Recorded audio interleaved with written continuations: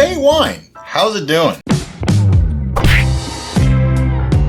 Back in February of this year, we started Fey Wine, and today is June 9th. A lot of you are probably thinking, what the heck? What'd you take so long for? A variety of reasons. One, we started so many brews in quick succession that we literally couldn't keep up. And that's not really an excuse, it's the truth. And two, we also know that it could use some time. We let this go until March 26th and we tested it and it came out to 1.000. We waited another month, it was still at 1.000, and then we added an extra pound of honey to it. And it brought it up to 1.012. This is a 2.5 gallon batch. Now this, we didn't back sweeten at all, just this one. And I thought, okay, when I rack this, it's gonna lose some space. So we're just gonna backfill with this. That way we know it's good. And it probably won't restart fermentation because that's done as well as this is done. But first, let's get this lid off and take a reading. It's like performing surgery.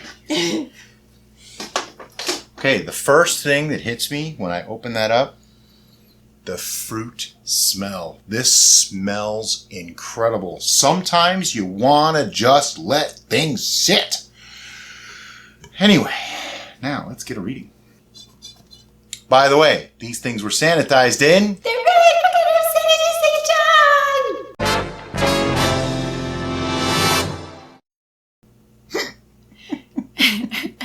That was a good one. Thank you. Ooh. Ooh. It's very clear. It's also an unusual hue. It's kind of a pinky peachy Is there a pinkish hue? thing. Yeah, it changed from that one. Yeah. Uh-oh. The uh-oh was because this appears to have fermented out dry. Yet again. It took that little bit of honey that I gave it, and it dropped down to 0.994. What? Yeah. It's going to be some powerful stuff. You know what? I need to take a taste of it. For science!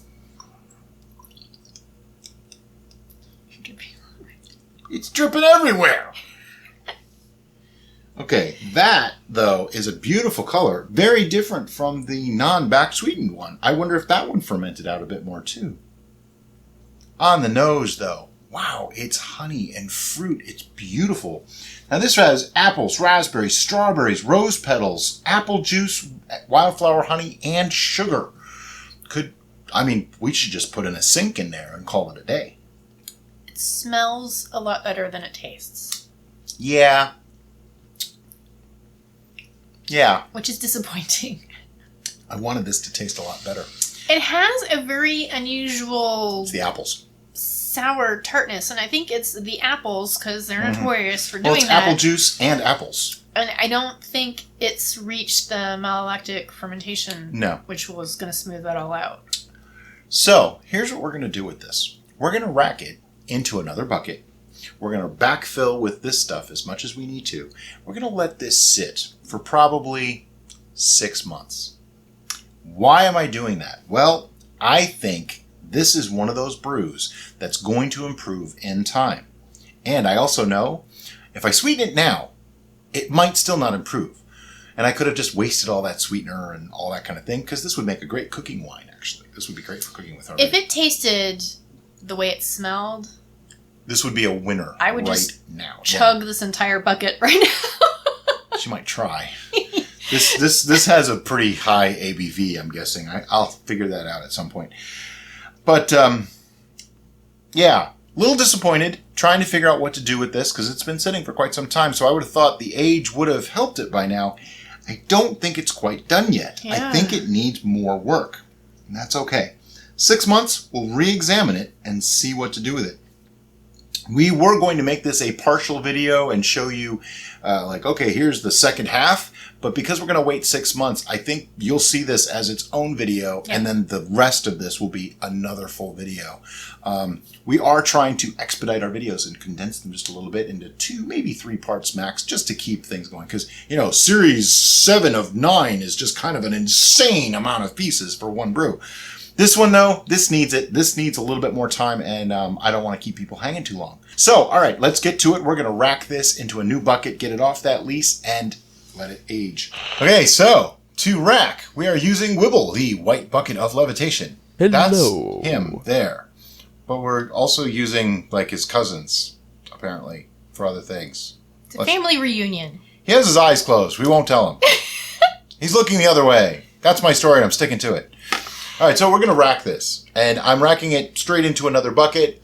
This is the first racking of this, other than when we took all the fruit out. So, because it's the first rack, I'm really not that concerned. I'm going to drop this all the way to the bottom. Will we get a little bit of lease in there? Yeah, a little bit. And that's okay, because this is going to sit for like 6 months, like I said. More is going to drop out anyway. It's not that big of a deal. There is an idea that you have to get it off the lease very quickly. A lot of people seem to think this. We haven't talked... Stop moving. We haven't talked about it in a while. And this idea comes from beer making. Okay, in beer, the lease can have a very strong effect on your finished product in a very short period of time. Beer also doesn't take nearly as long as wines and things like that. There are wines that are made specifically left on the lease for years to flavor them. I'm not making one of those. However, it's also been proven by many people that in order for the lease to flavor your wine or mead, it takes months, like many months, before a noticeable change in flavor occurs. Now, does that mean that you'd even be able to tell right away? Probably not. You'd have to taste side by side, but that means you'd have to go back in time.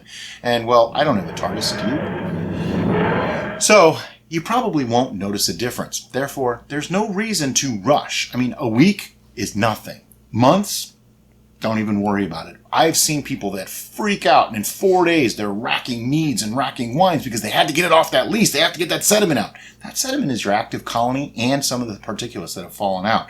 When you remove that, you could stop fermentation or damage it, producing off flavors. Not something you really want to do. So you know what? Let it ride. Time heals all brews. Okay, so I was prepared. I thought we're going to have so much headspace that I'm going to add this. And nah, it's like far from the top. Right there. So, it was a nice clean rack. The lease was a little wispy, but it was mostly just a thin layer at the bottom, so it was pretty easy. All right, so since we didn't have to do anything else to it, I'm just going to put the lid right back on. Airlock. See you in 6 months. As always, guys, thanks for watching. Have a great day. Bye-bye.